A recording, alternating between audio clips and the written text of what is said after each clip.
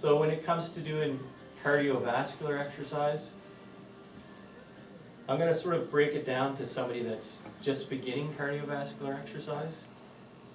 There's something called the FIT principle that we tend to follow, and it's a good rule of thumb when it comes to beginning cardio exercise and also in order to get a benefit of your cardiovascular exercise. The first F stands for frequency. So you should be aiming for 3 to 5 times per week in order to improve your aerobic fitness level. But somebody who has never done any kind of cardio before, if you're just starting a walking program, or maybe you're starting a running program, you might want to start with 3 days a week and then gradually build it up to the 5 days a week. It's now known that if you want to get the best benefits of cardio, it's recommended that you do it daily. But again, if you're just starting out, it's okay to start in that range and build up.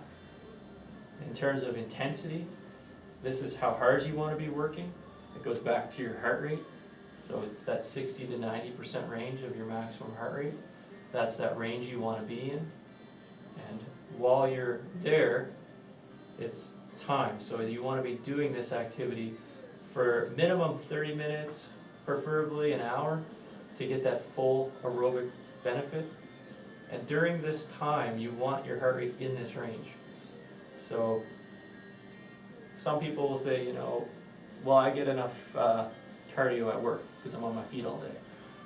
You might be getting your heart rate up a little bit, but then you sit down and it goes back down. So you want to be holding it in this range for that time to get the full benefit. And then type, any kind of continuous use of large muscles. So where you're using your larger muscles and you're continuously using them. So walking, biking, swimming, all those exercises are forms of cardio that you can do. I just wrote it for a beginner. If you want to avoid injuring yourself, then generally rule of thumb would maybe start with a 20-minute workout, 3 days a week, and get your heart rate up into this zone. And then once you begin and you've kind of gotten into the habit of working out 3 times a week, then there's a 10% rule that's a good rule of thumb to avoid an injury. So increase the amount of exercise you're doing by just 10%, maybe every couple of weeks. So you'd add a couple of, maybe 4 minutes here every 2 weeks, and then get yourself up till you're doing the good 30 minutes. I see it a lot where people start out and they do a week of 20 minutes, 3 days a week, and they think, well, that felt great, and then all of a sudden they go out and they try to do an hour workout, and then they're really sore, or maybe they've strained a muscle. So just gradually increase it. Another study that was done was measuring the number of steps you take. So if you have a pedometer and you put it on and you measure the number of steps you're doing, if you can shoot for 10,000 steps a day, you actually will improve your aerobic fitness level. And you don't have to be up in this range the whole time.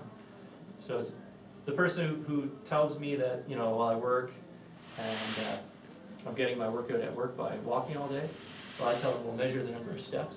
You should be shooting for 10,000. It seems like a lot, but, well, it is a lot, but you can get that in during your day, and you will improve your fitness level by doing that as well. If maybe you can't get to the gym that day, so get yourself a pedometer and just put it on and just measure your steps. And maybe you get home from work and you're at 8,000, well, you can go out for 15 minutes, do another 2,000, and you can hit that 10,000. The next type of training that people do is resistance training. Generally, again, I'm sort of putting this to somebody who's just starting an exercise program.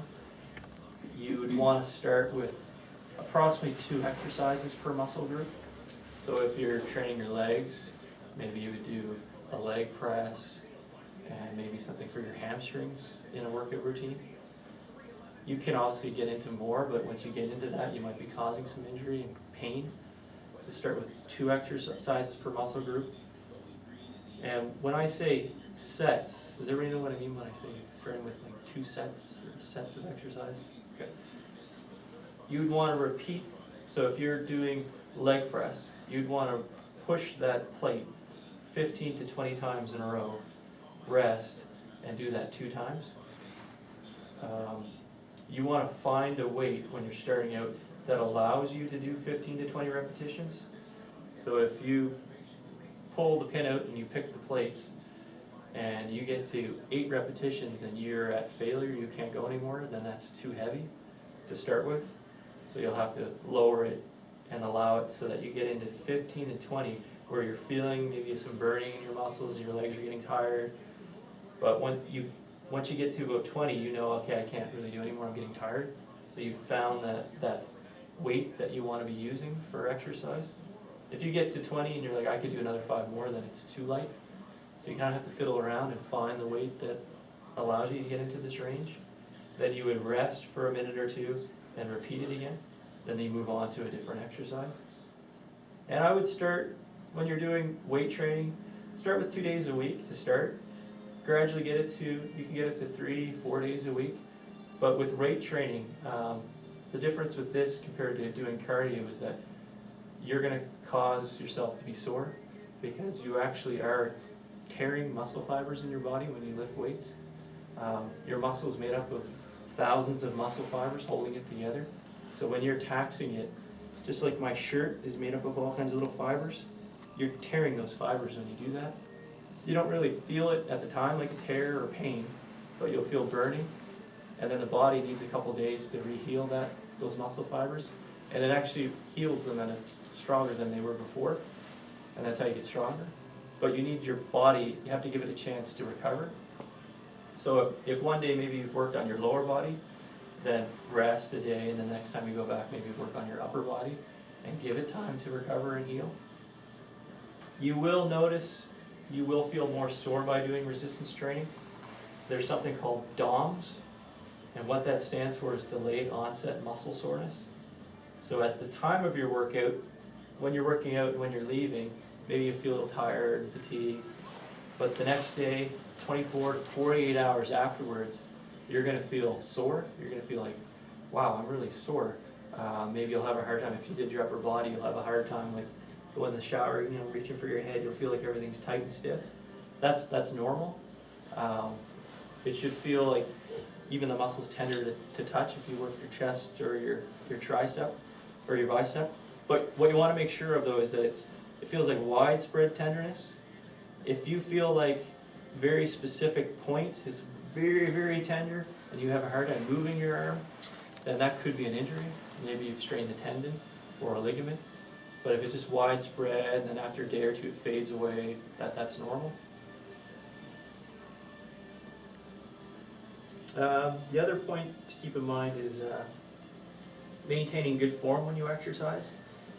That's where it goes back to maybe having a trainer if you're going into a gym, somebody that can show you how to do these exercises properly. You never want to sacrifice your form. Always find a weight that allows you to maintain good form. So when I say good form, what I mean is that you're performing the exercise properly. Common one is people who are working their bicep muscle. They swing their whole body to get it up, and you're going to open yourself up to injuring your neck, your back, your knees. So you want to make sure you're keeping a wide stance, slight knee bend, and that it's only the arms doing the exercise, and that you'll find a weight that allows you to do that. You will get much more benefits by doing that, even if you're lifting lighter than the person next to you. The person who's doing good form is going to get much more benefit out of that than the one that's having to swing the whole weight up.